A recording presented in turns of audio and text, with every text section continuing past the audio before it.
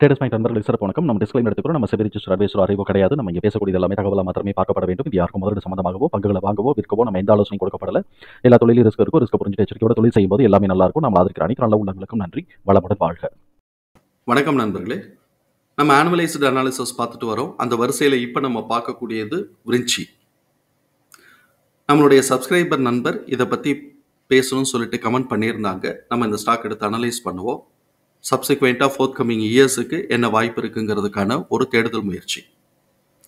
இப்போ இவங்களுடைய பிஸ்னஸை நம்ம ஃபர்ஸ்ட் அண்டர்ஸ்டாண்ட் பண்ணிக்குவோம். விரிஞ்சி வந்து ஒரு ஹோல்டிங் கம்பெனி. இவங்களுக்கு கீழே வந்து நிறைய சப்சிடரி கம்பெனி இருக்கும். இவங்க 4 டிவிஷன்ஸில் பிஸ்னஸ் வச்சுருக்கிறாங்க. இந்த சைட்டில் இப்போ காட்டுறது வந்து 3 டிவிஷன் தான் காட்டுது. Fintech, technological services, health care services. இது போக இவங்களுக்கு இன்ஃப்ரா இருக்குது. இன்ஃப்ரா அண்டு ரியாலிட்டி பிஸ்னஸும் இருக்குது. இப்போ ஃபின்டெக்கில் பார்த்தோம் அப்படின்னு சொன்னால் ஒரு 3 பிராண்ட் வச்சுருக்கிறாங்க. இந்த கியூ ஃபண்டுங்கிறது ஒரு பிராண்டு. அது வந்து பார்த்தோம்னா யூஎஸ்ஏல இருக்குது. நியூ ஜெர்சியை வந்து இவங்க ஹெட் குவார்ட்டர்ஸாக எடுத்து அவங்க அங்கே செய்கிறாங்க. அதுக்கப்புறம் V-Card, V23 இதெல்லாம் வந்து இந்தியாவில் இருக்குது. இந்த Ksoftங்கிறது சாஃப்ட்வேர் அண்ட் ஐடி சொல்யூஷன். இதில் வந்து SAS, SAP, Oracle இது எல்லாமே அவங்க அந்த ERP சிஸ்டத்துக்கு உண்டான இதெல்லாம் கொடுக்குறாங்க. ஹெல்த் கேர் அண்ட் ஃபினான்ஸுக்கு உண்டான ERP சிஸ்டம்லாம் இவங்க கொடுக்குறாங்க. அது போக software ID services, consultancy service அதெல்லாம் சேர்த்து தான் பண்ணுறாங்க. தென் சப்சிக்வெண்ட்டாக இவங்களுக்கு வந்து ஹெல்த் கேர் யூனிட் இருக்குது. இது போக இன்ஃப்ரா அண்டு ரியாலிட்டி இருக்குது. ஸோ இப்போ இந்த இதுக்கு எல்லாத்துக்குமே தனித்தனியாக ஒரு சப்சிடரி கம்பெனியாக இவங்க ஃபார்ம் பண்ணியிருக்கிறாங்க.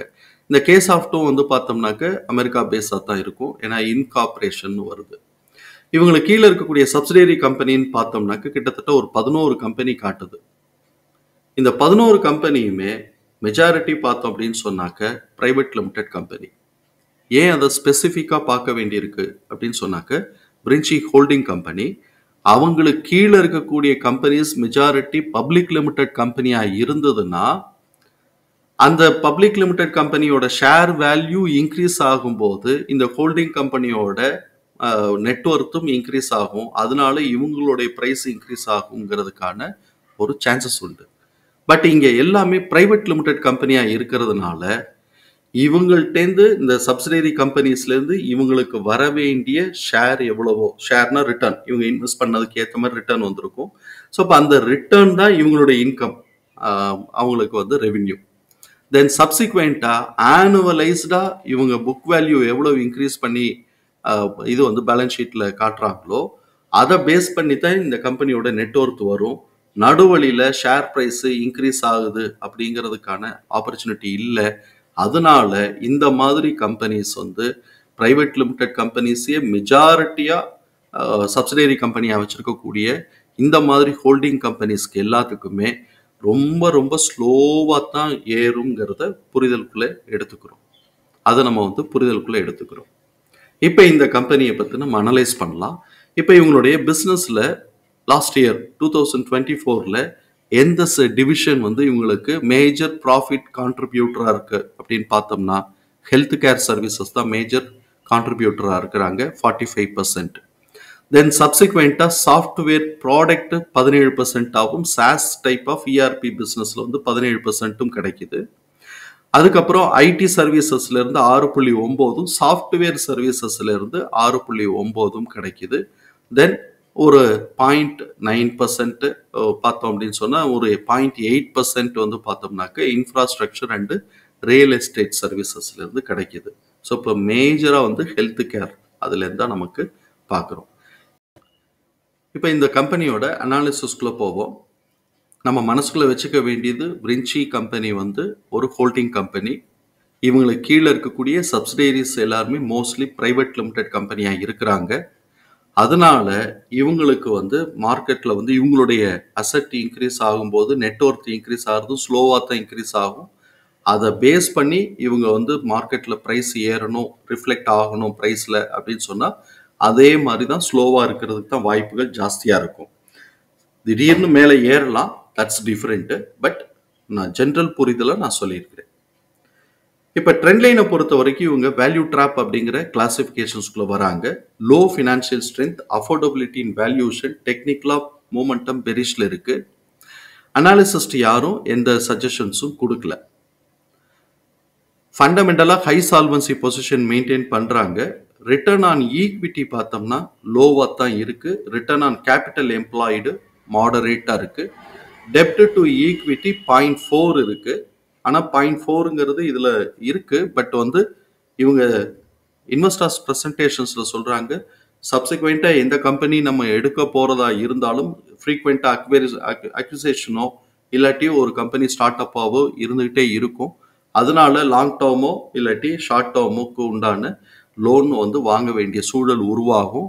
டெப்ட் வந்து இப்போ ஆரம்ப காலகட்டத்தில் கொஞ்சம் கூட இருக்கிறதுக்கு வாய்ப்பு இருக்கும் அப்படிங்கிறத அவங்க ரிப்போர்ட்ல சொல்லியிருக்கிறாங்க. நம்ம அதையும் நம்ம மனசுக்குள்ள வச்சுக்கிறோம். இப்போ பிஇ பார்த்தோம் அப்படின்னு சொன்னோம்னாக்க நமக்கு வந்து இது எக்ஸ்பென்சிவ் வேல்யூஷன் தான். பிஇயை பொறுத்த வரைக்கும் 35 இருக்கு. அதனால கரெக்ஷன் வந்தாலும் ஆச்சரியப்படுறதுக்கு இல்லை. ப்ரைஸ் டு புக் பார்க்கும்போது ரொம்ப நல்ல ஃபியூச்சர், நல்ல ஸ்கோப் க்ரோத்துக்கான ஆப்பர்ச்சுனிட்டி இருக்குங்கிறது நம்மளுடைய புரிதல். பீட்டா ஸ்கோர் 1.35 இருக்கிறதுனால ஹை வாலட்டாலிட்டி இருக்குங்கிறது நம்மளுடைய புரிதல். இப்போ கேஷ் ஃப்ளோ ஸ்டேட்மெண்ட்டை நம்ம வந்து screener.inல பார்ப்போம். கேஷ் ஃப்ளோவை பொறுத்த வரைக்கும் இவங்களுக்கு வந்து பார்த்தோம்னா ஆப்ரேட்டிங் கேஷ் ஃப்ளோ வந்து பாசிட்டிவாக இருக்குது. 123 பாசிட்டிவாக இருக்குது. கேஷ் ஃப்ரம் இன்வெஸ்டிங் ஆக்டிவிட்டீஸில் வந்து 115 கோடி ரூபாய் இன்வெஸ்ட் பண்ணியிருக்கிறாங்க. என்ன பண்ணியிருக்கிறாங்க அப்படின்னு சொன்னால் ஃபிக்ஸட் அசெட் பர்ச்சேஸ் பண்ணியிருக்கிறாங்க. மைட் பி அது அவங்களுக்கு பிஸ்னஸ், அதனால அதை அவங்க பண்ணுறாங்க. தென் கேஷ் ஃப்ரம் ஃபினான்சிங் ஆக்டிவிட்டி நெகட்டிவாக தான் இருக்குது, 19 கோடி ரூபா. இப்போ இவங்க என்ன ப்ரொசீட் ஃப்ரம் ஷேர்ஸ் வந்து பார்த்தோம் அப்படின்னு சொன்னால் 33. அப்போ இங்கே ஷேர் ஹோல்டிங் பேட்டர்ன் வந்து கொஞ்சம் ஃப்ரீக்வெண்ட்டாக சேஞ்ச் ஆகுதுங்கிறதையும் நம்ம புரிதலுக்குள்ள எடுத்துக்கிறோம். ப்ரொசீட்ஸ் ஃப்ரம் பாரோயிங்ஸ் வந்து இப்போதைக்கு இல்லை. அதுக்கப்புறம் ரீபேமெண்ட் ஆஃப் பாரோயிங்ஸில் ஒரு 12 கோடி ரூபாய்க்கு இருக்கு. இன்ட்ரெஸ்ட் பெய்டு வந்து ஒரு 38 கோடி ரூபாய்க்கு இருக்கு. ஸோ இப்போ இதெல்லாம் இவங்களுடைய செலவுகளாக இருக்கு. இப்போ இவங்களுடைய பேலன்ஸ் ஷீட் நம்ம பார்த்தோம் அப்படின்னு சொன்னோம்னாக்க லாங் டேர்ம் பாரோயிங்ஸ் வந்து இந்த செப்டம்பர் வரைக்கும் இதோட வேல்யூ பார்த்தோம்னா 123 இருக்கு.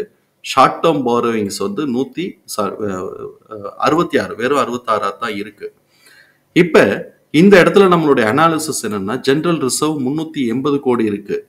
ஆனா இந்த இடத்துல நம்ம பார்த்தோம் அப்படின்னு சொன்னோம்னாக்க இது ஒரு லாங் டேர்ம் 123, இது ஒரு 66, இது 70ன்னு வச்சுக்கலாம், இது 30ன்னு வச்சுக்கலாம். ஒரு 200 கிட்டக்க, 180, 189, 190 கிட்டக்க வந்துருக்கு. அதுக்கப்புறம் லீஸ் லைபிலிட்டி விட்டுருங்க, ஏன்னா அது கொடுத்துருப்பாங்க, அது திருப்பி கொடுக்கணும். அதனால அது வந்திருக்கும், திருப்பி அதை டெபாசிட்ல வச்சிருப்பாங்க. இது வந்து பார்த்தோம் அப்படின்னு சொன்னோம்னா கிட்டத்தட்ட 190 கோடி ரூபாய்க்கு இவங்களுக்கு லோனே இருக்கு, short term and long term. 190னாக்க கிட்டத்தட்ட இதோட 50%. அதுதான் அங்கே நமக்கு 0.4 அப்படிங்கிறத காட்டிக்கிட்டு இருக்கு. சப்சிக்வெண்டா அவங்க வாங்கியிருக்கிறாங்களா வாங்குறாங்களாங்கிறத நம்ம பார்க்கணும்.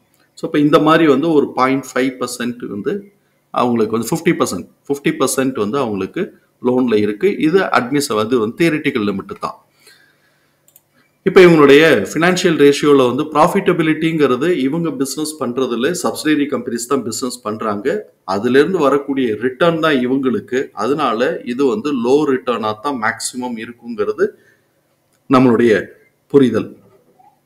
அதனால இவங்களுடைய இபிஎஸ்க்குள்ளே நம்ம வந்துடுவோம். பேலன்ஸ் ஷீட்டில் வந்து இவங்களுடைய டோட்டல் அசெட் இன்க்ரீஸ் ஆகுதான்னா 8.2% இன்க்ரீஸ் ஆகிருக்கு. 11% வந்து ஷேர் ஹோல்டர்ஸ் ஃபண்டு வந்து இன்க்ரீஸ் ஆகுது.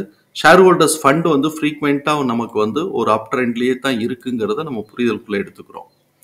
இப்போ இவங்களுடைய ஆனுவல் ரிசல்ட்டை பொறுத்த வரைக்கும் போன வருஷத்துக்கு 6.6% year on year net profit வந்து கூடி இருக்கு.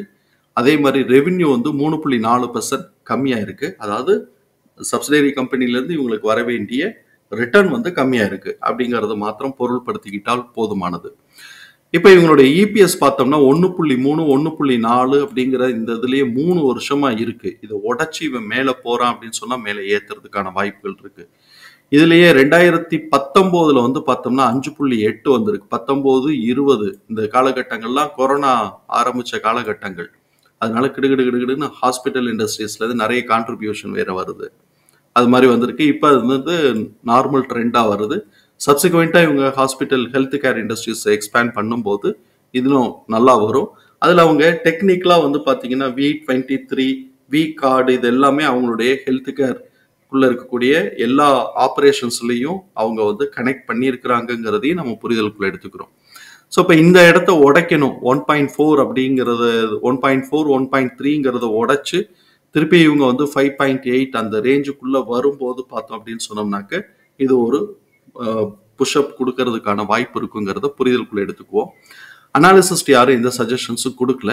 கரண்ட் பெர்ஃபார்மன்ஸஸை நம்ம குவார்டர்லி அனாலிசிஸில் பார்க்கலாம். குவார்டர்லியில் தேர்ட் குவார்ட்டருடைய ரிசல்ட் வந்திருக்கு. அதனால இயர் ஆன் இயர் கம்பேரிசன்கிறது டிசம்பர் 2024யும் டிசம்பர் 2023யும் கம்பேர் பண்ணும்போது நெட் ப்ராஃபிட் 32.9% குறைஞ்சிருக்கு. அதே மாதிரி ரெவென்யூ 13.1% இன்க்ரீஸ் ஆயிருக்கு. Q2Qன்னு வரும்போது ஒரு 8 கோடி ரூபாய் ரெவென்யூ இன்க்ரீஸ் ஆயிருக்கு. நெட் ப்ராஃபிட் பார்த்தோம் அப்படின்னு சொன்னாக்க கிட்டத்தட்ட ஒரு 3.6 கோடி ரூபாய் இன்க்ரீஸ் ஆயிருக்கு. அதனால இபிஎஸ் ஆல்மோஸ்ட் 0ல இருந்து 0.4 40 பைசாவை இன்க்ரீஸ் ஆயிருக்கு. இபிஎஸோட டிடிஎம் பார்த்தோம் அப்படின்னு சொன்னா சிக்ஸாக்கா தான் இருக்குங்கிறத புரிதலுக்குள்ள எடுத்துக்கிறோம். அதனால இந்த கம்பெனிக்கு ஒரு லாங் டேர்ம் அப்படிங்கிற ஆஸ்பெக்ட்ல நம்ம வந்து ஒரு இந்த கம்பெனியில ஒரு இன்வெஸ்ட்மெண்ட் எடுக்கிறோம்னா கொஞ்சம் கொஞ்சமா ஆட் பண்ணிக்கிட்டே வரலாம் அப்படிங்கிறது நம்மளுடைய புரிதல். இப்படிப்பட்ட இந்த சூழல்ல இவங்களுடைய ஷேர் ஹோல்டிங் பேட்டர்ன் நம்ம பார்த்துடலாம். ஷேர் ஹோல்டிங் பேட்டர்ன்ல ப்ரமோட்டர்ஸோடைய ஷேர் வந்து குறைஞ்சிக்கிட்டே வருது. அது வந்து இந்த 30 பிலோ 40 அப்படின்னு வந்து இப்போ இந்த இதுக்குள்ள 39 38 37ன்னு குறைஞ்சிக்கிட்டே வருது. திடீர்னு கூடுதா இல்லையான்னு தெரியல ஷேர் ஹோல்டிங் பேட்டர்ன்ஸ்ல. அதனால நமக்கு வந்து கொஞ்சம் சேஞ்சஸ் இருந்துகிட்டே இருக்குங்கிறத புரிதலுக்குள்ள எடுத்துக்கிறோம். அதே மாதிரி எஃப்ஐஎஸோட இது வந்து பார்த்தோம் அப்படின்னு சொன்னா நிறைய 0.2 வந்து குறைஞ்சு போச்சு இந்த டிசம்பருக்கு. பப்ளிக்ல தான் இருக்கிறது வந்திருக்கு. நம்ம எம்எஃப் யாரும் பெருசா இல்லைன்னு நினைக்கிறேன். அதை நம்ம இங்க செக் பண்ணிக்குவோம். இவங்க வந்து எம்எஃப் வந்து யாரும் அதுல இல்லை, எஃப்ஐஎஸ் மாத்திரம் தான் இருக்கிறாங்க. அந்த எஃப்ஐஎஸும் அவங்களுடைய இன்வெஸ்ட்மெண்ட்டை குறைச்சிருக்கிறாங்க. இது நம்ம வந்து புரிதலுக்குள்ள எடுத்துக்கிறோம். சப்சிக்வெண்டா இது கீழே இறங்கி அடிச்சு திருப்பி ரிட்டர்ன் மேலே ஏறும்போது ஒரு லாங் டேர்முக்கு வந்து யோசிக்கலாம். லாங் டேர்முக்கு யோசிக்கலாம்னா இவங்க டிவிடெண்டும் கொடுக்கறது இல்லை. பார்த்தோம்னாக்க டிவிடெண்ட் ஈல்டு பார்த்தோம்னா 0.0 இருக்கு. டிவிடெண்டும் கொடுக்கறது இல்லை. லாஸ்ட் இயர் டிவிடெண்டும் 0 தான் கொடுத்துருக்குறாங்க. அப்போ ஒரு கணத்துல வெல்த் மேக்சிமைசேஷன்ல பின்னாடி ஏறும் அப்படிங்கிற ஒரு லாஜிக்ல இதுல வந்து நம்ம ஒரு டிசிஷன் எடுக்கிறதா இருந்தால் எடுக்கலாம். இந்த ரிஸ்க் எல்லாம் மனசுக்குள்ள வச்சுக்கிறோம். இப்ப என்ன ஆப்பர்ச்சுனிட்டி இருக்கு அப்படின்னு சொன்னா ஹோல்டிங் கம்பெனி புக் வேல்யூக்கு ஏறுதுனாக்க 5 டைம்ஸ் ஏறுதுன்னா கூட இவன் 48 ரூபாய் உன்னுடைய புக் வேல்யூ இருக்கு. அது 40 ரூபான்னு நம்ம கணக்கு வச்சுக்கலாம். இல்லாட்டி 50 ரூபான்னு வச்சா கூட ஒரு 250 ரூபா 5 டைம்ஸ் அப்படின்னு சொன்னா. ஆனா அதுக்கு உண்டான அளவுக்கு இவங்க ஏபிஎஸ் கொடுக்கணும், டிவிடெண்ட் கொடுக்கணும். அப்படி வரும்போது இவங்களுக்கு நல்லா இருக்கும். ப்ராஃபிட் குரோத்துங்கிறது நம்ம வந்து இவங்க ஹோல்டிங் கம்பெனி, அதனால சப்சிடரி கம்பெனிலேருந்து வரக்கூடிய இவங்களுடைய ஷேரை தான் நம்ம வந்து குரோத்துக்குள்ள கொண்டு வர முடியும். அது வந்து வேரி ஆகும் அப்படிங்கிறத நம்ம பார்த்துக்குவோம். இப்போதைக்கு நெகட்டிவ்ல இருந்திருக்கு அப்படிங்கிறதையும் நம்ம புரிதலுக்குள்ள எடுத்துக்குவோம். இப்படிப்பட்ட இந்த சூழல்ல இவங்களுடைய ஏபிஎஸ் தகவல்களை தூக்கி நம்மளுடைய எக்ஸல் ஃபார்மேட்ல நம்ம போட்டோம். புக் வேல்யூ 48ன்னு எடுத்திருக்கிறோம். ஃபேர் பிரைஸ் 27, இப்போ 24ங்கிறது ரேட்ல ஓடிட்டு இருக்கு. அதோட ரேஷியோ 0.89 இருக்கு. குமுலேட்டிவ் இபிஎஸ் 0.5 இருக்கு.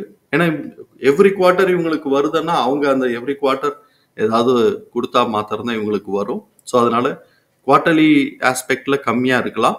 அந்த ஆனுவலைஸ்டா டிவிடெண்ட் அனௌன்ஸ் பண்ணும்போது ஏர்னிங்ஸ்ல இவங்களுக்கு கிடைக்க வேண்டிய ஷேர்ஸ் கிடைக்கும் போது, ஷேர்னாக்க ரிட்டர்ன் ஏதோ ஒரு ஆஸ்பெக்ட்ல ரிட்டர்ன் கிடைக்கும் போது ஆனுவலைஸ்டா வரும்போது கொஞ்சம் கூட வர்றதுக்கும் மிச்ச குவார்ட்டர் சைட்லலாம் வந்து கொஞ்சம் கம்மியா வர்றதுக்கும் வாய்ப்பு இருக்கு. ஹோல்டிங் கம்பெனிக்கே இருக்கக்கூடிய அது கேரக்டர். இவங்க ட்ரேட் ஏதாவது பண்ணினாங்க அப்படின்னு சொன்னாக்க அப்போ வந்து இவங்களுக்கு குவார்ட்டர்லியில் வந்து ரெவென்யூ கூட குறைய வரலாம். பட் ட்ரேடு பண்ணாம இன்வெஸ்ட்மெண்ட் டெசிஷன் அப்படி மாத்திரமே போய்கிட்டு இருந்தாங்க அப்படின்னு சொன்னாக்க குவார்ட்டர்லியில கம்மியா வர்றதுக்கும் அந்த செப்டம்பரை ஒட்டி ஆனுவல் ரிசல்ட் ரிப்போர்ட்டை வந்து ஜூன் ஜூலைல சப்மிட் பண்ணதுக்கு பிறகு அந்த குவார்ட்டர்ல இவங்களுக்கு டிவிடெண்ட் வர்றதோ இல்லாட்டி இவங்களுடைய இன்வெஸ்ட்மெண்ட்டுக்கான ரிட்டர்ன் கிடைக்கிறதுக்கோ வாய்ப்பு இருக்கும் அப்படிங்கிறத புரிதலுக்குள்ள எடுத்துக்குவோம். அதனால குவார்ட்டர்லி அப்படின்னு கான்சென்ட்ரேட் பண்றதை காட்டிலும் ஆனுவலைஸ்டுன்னு தான் நம்ம கான்சென்ட்ரேட் பண்ணணும். அப்படி கான்சென்ட்ரேட் பண்ணுவோம். இருந்தாலும் நம்ம எப்போதுமே குவார்ட்டர்லியில தான் பண்ணி வச்சுட்டு இருப்போம். இப்போ குமுலேட்டிவ் வந்து இப்போ 0.5 இருக்கு. அதனால எஸ்டிமேஷன் வந்து 0.2 இருக்கு. இபிஎஸோட டிடிஎம் 0.7 இருக்கு. அதோட எஸ்டிமேஷன் ஆவரேஜ் எஸ்டிமேஷன் 0.2 இருக்கு. இது எப்போ இதுக்கு வந்து பார்த்தோம் அப்படின்னு சொன்னா இது வந்து மார்ச், இது ஜூன், இது செப்டம்பர் மாசத்துக்கு 0.9க்கு வளர்றதுக்கான வாய்ப்பு இருக்கு. இந்த ஆவரேஜ் ஃபிகரே எடுத்தா நடுவுல வந்து அவங்க அப்போதைக்கு அனௌன்ஸ்மெண்ட்ல அவங்களுக்கு கிடைக்க வேண்டிய ஷேர் கூட கிடைச்சிச்சுன்னா மேல தூக்குறதுக்கான வாய்ப்புகள் இருக்கும். இப்படிப்பட்ட இந்த சூழல்ல இவங்களுடைய நார்மல் பிரைஸோட ரேஞ்ச் நம்ம புல்லிஷ் ட்ரெண்ட்ல பார்த்தோம் அப்படின்னு சொன்னாக்க 39லேருந்து 55ஆவும், பெரிஷ் ட்ரெண்ட்ல இருக்கு அப்படின்னு சொன்னாக்க 8 ரூபாயிலிருந்து 19 ரூபா வரைக்குமானது சூழல்ல இருக்கிறதுக்கு வாய்ப்பு இருக்கு. ஸோ இப்போ இவன் கீழே 22ல சப்போர்ட் எடுக்காம உடைச்சிட்டான் அப்படின்னு சொன்னாக்க 10 ரூபாய்க்கோ 13 ரூபாய்க்கோ வர்றதுக்கு வாய்ப்பு இருக்குங்கிறத புரிதலுக்குள்ள வச்சுக்குவோம். நமக்கு வந்து இந்த எக்ஸ்பனன்ஷியல் மெத்தட்ல கிடைச்சிருக்கக்கூடிய ப்ரைஸஸ் எல்லாத்தையும் நம்ம மார்க் பண்ணிட்டோம். மார்க் பண்ணும்போது நமக்கு வந்து பார்த்தோம் அப்படின்னு சொன்னாக்க S1ங்கிறது 43லேருந்து 47 இப்போ இருக்கக்கூடிய ஏபிஎஸ்க்கு தான் நம்ம சொல்றோம். பின்னாடி கூடுச்சுன்னு அப்படின்னு சொன்னா நல்லா இருக்கும். S1 43 to 47, S2 16 to 18, S1க்கும் S2க்கும் நடுவில் இருக்கக்கூடிய மிட் பாயிண்ட் 27 to 30. ஸோ இப்போ இவன் S2வை உடைச்சு கீழே வரப்போறானாங்கிறதையும் பார்க்கணும். இல்லை S2லேயே சப்போர்ட் எடுக்கிறானான்னு பார்க்கணும். அப்படி மேலே போகும்போது இவனுடைய பிரேக் பாயிண்டே வந்து பார்த்தோம் அப்படின்னு சொன்னால் 3க்கும் 30 ரூபா அப்ராக்சிமேட்டாக டிஃப்ரென்ஸில் இருக்கு. பிரேக் பாயிண்ட் லோ வந்து 64 to 69, பிரேக் பாயிண்டோடைய மிட் பாயிண்ட் 92லேருந்து 97, பிரேக் பாயிண்டோடைய ஹை வந்து பார்த்தோம்னா 126 to 133 நமக்கு இருக்கு. R1 நான் போடலை, ஏன்னா இதை உடைக்கட்டும், இதுக்கே இன்னும் நிறைய தூரம் இருக்குங்கிறதுனால இதை உடைக்கட்டும். தேவைப்பட்டுச்சுனாக்க குவார்டர்லி ரிவ்யூ நம்ம பண்ணிக்கலாம். தகவல் பயனுள்ளதா இருக்கும் நம்புறேன். தகவல் பயனுள்ளதா இருந்ததுன்னா சங்கருக்கு ரொம்ப சந்தோஷம். நம்மளை ஆதரிக்கிற அனைத்து நல்ல உள்ளங்களுக்கும் நன்றி. வளமுடன் வாழ்க. நன்றி நண்பர்களே.